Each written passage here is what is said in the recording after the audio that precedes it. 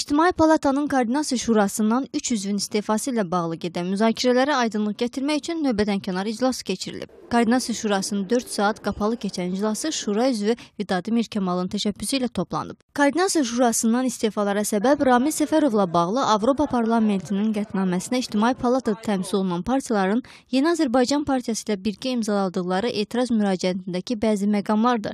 Buna narazılıq bildirənlər sırasında Pəna Hüseyn, Zəfər Quliyev və Köçəri Nağıbəylinin adları keçir.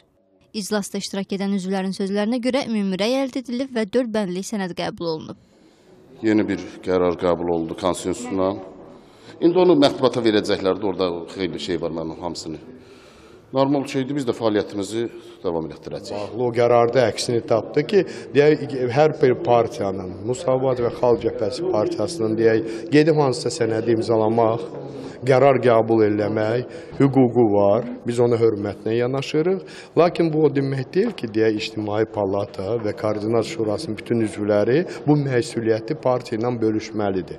Yəni ki, bu qərarda da əksini tapdı ki, biz bölüşmürük bu məsuliyyətlə. Bizim öz fərqli mövqeyimiz ola bilər bu məsələ ilə bağlı. İctimai Palata Avropa Parlamentinin o qətnaməsi ki, hansına qarşı siyasi partiyalar bircə müraciət qəbul ediblər, o qətnaməni pisləyir və o qətnamədə Ramil Səfərovla bağlı olan müddiaları elə bizim kimi bütövlükdə İctimai Palatanın Koordinasiya Şurası qərəzli hesab edir.